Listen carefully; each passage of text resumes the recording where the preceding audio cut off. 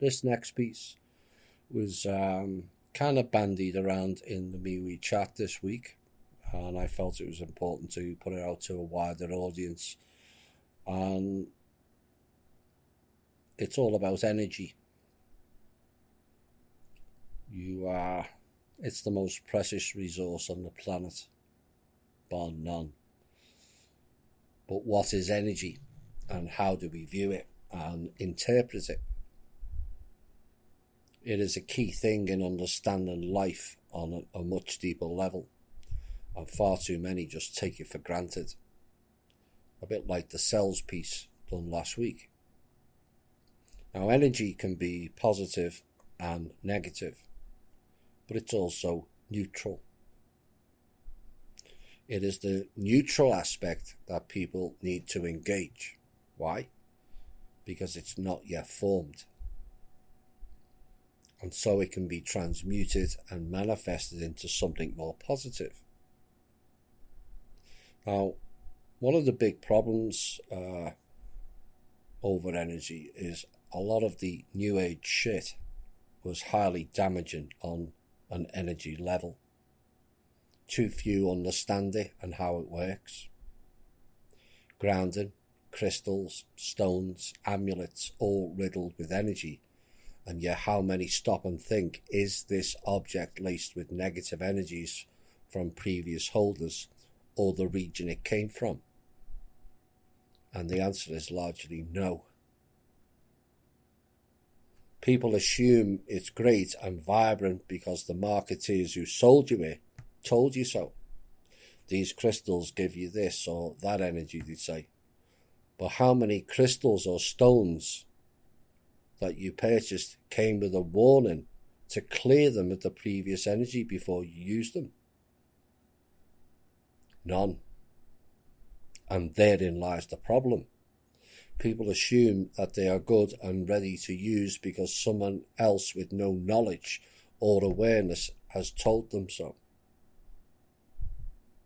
Now, Chloe mentioned an incident in her Evening with Thomas show of how I helped a member of Cosmic Voice with an entity that was pushing his wife over and causing all kinds of issues. You know, her main issue was her husband. I'm sure older members will attest to that. Maybe I should have left the entity there. Well, that particular agent had travelled all over the world and had been to many of the historical sites like Chichen Itza and Tibet and various others. And along the way collected trinkets from these various sites. And he had quite a collection in his front room, which freaked him out as to how I knew that he had them in the front room. But there you go. Those trinkets carried lots of negative energy and pulled in negative spirits. Although his excessive drinking habit pulled in quite a few more.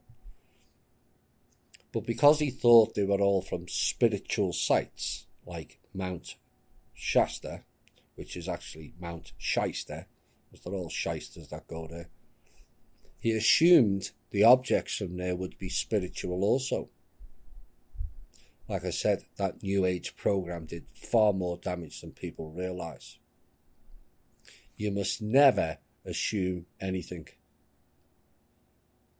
You should investigate it, explore all the possibilities of it, and then come to your own conclusions.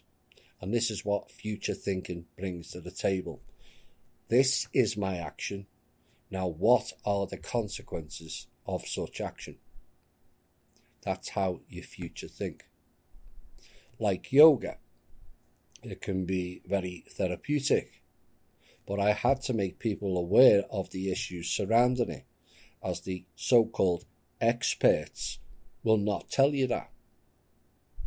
And it's not entirely their fault either, as that information has rarely been revealed. But any pulling in or drawing off of energy has to be assessed first. And the same applies to crystals and stones and praying if you must, Tai Chi, massages, healing, etc. We're not told of these things. You go to a healer. What if that healer hasn't cleared the negative energy from the previous patient? You cannot assume that the healer knows that. Like the fake shamans in North America and South America, they haven't got a clue.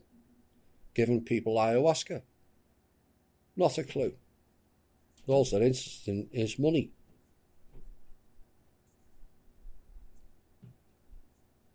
So we're not told of these things, and it has been costly.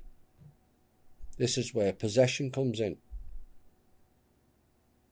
And that lack of knowledge needs to be assessed by everyone.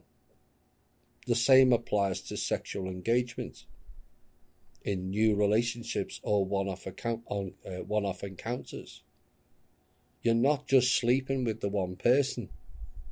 You are engaging the sexual energies of who that person slept with previously. Unless it's over 7 years.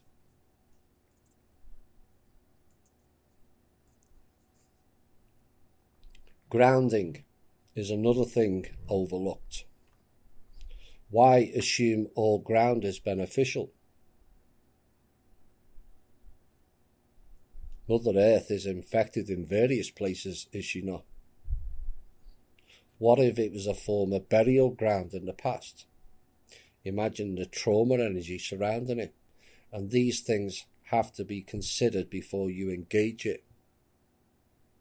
There's been wars all over this planet. The soil has been poisoned with all sorts.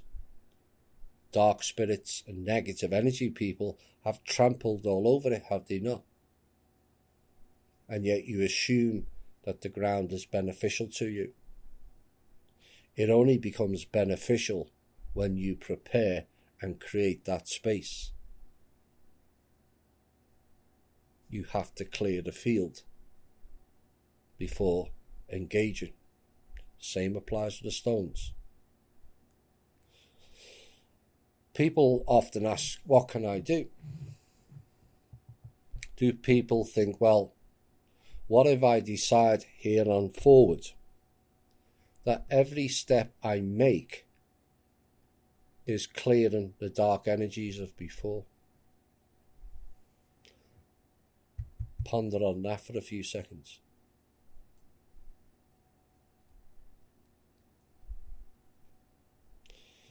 The answer is likely no, you haven't, because people don't think deep enough or accept the responsibility of being the change. And once you really think on a deeper level and remove the lack of belief in yourself, there's no end to what you can do to change the world. Only your own self-imposed limitation and distraction programs stifles that. We overlook energy trails and frequency remnants far too easily. And so the object of me saying all this is to get people to think, not just assume. Clear your field and shield before engaging anything that draws on or engages energy. I hope that's been helpful.